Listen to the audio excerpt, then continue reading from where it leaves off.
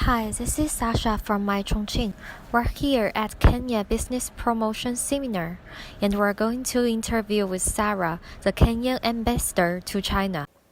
Chongqing from history gives us an opportunity to link up with over 33 million people. That's a huge market for Kenya. And, the establishment of it ensures that Kenya reaches out also to this part of China, because our embassy is based in Beijing. And Beijing is far from many other provinces. So getting this southern part is giving us a beautiful access that Kenyans will be able to link up with the people of Chongqing. Besides that, Chongqing is a very hospitable province.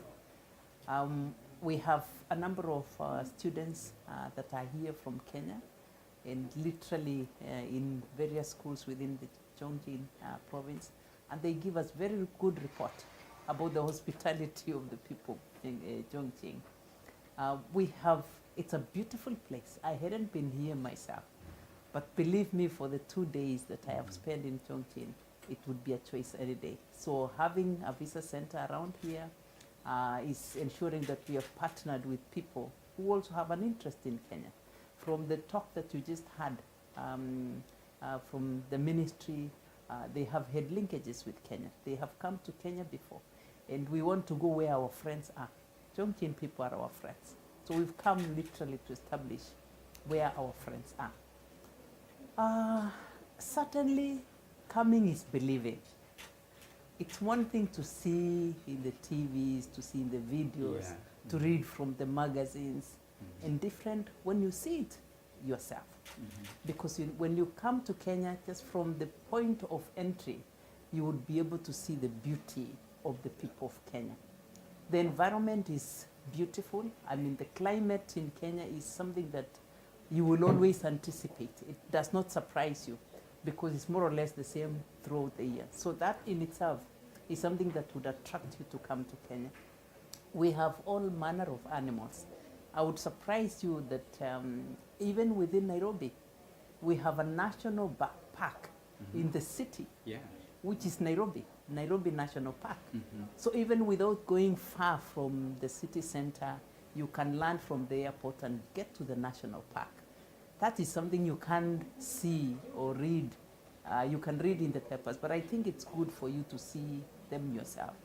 It's one thing to see the lion on TV, but it's another thing to see it face to face. When the lion is looking at you, and you're looking at the lion face to face, looking at the elephant and all the animals that you have seen in the pictures. We have wonderful beaches. Kenya is one country that has all kinds of geographical setups. We have the beaches, we have the highlands, where we have the runners. It would be nice for you to go and see where the runners train, and probably view one of the competitions from your site, and the home of the champions. So I think it makes a whole world of a difference. If I was told about Chongqing, I probably would not have appreciated the way I have seen it with my own eyes.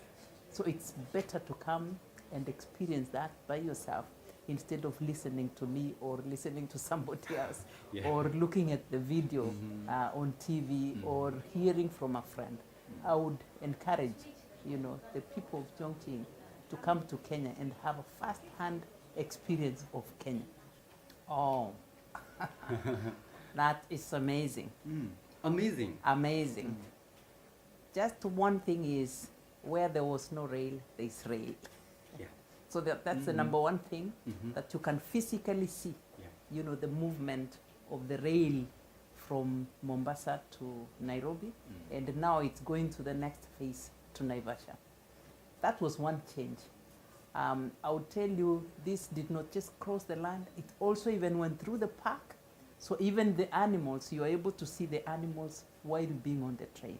So that in itself also has enhanced our tourist industry, because there are many people that are now booking through the rail, so that they can be faster and at the same time be able to see the physical features of Kenya. That has changed the people of Kenya, because when you have something good, then you are attractive. There is a lot of investment opportunities that the train, the railway, the SGR has brought to Kenya.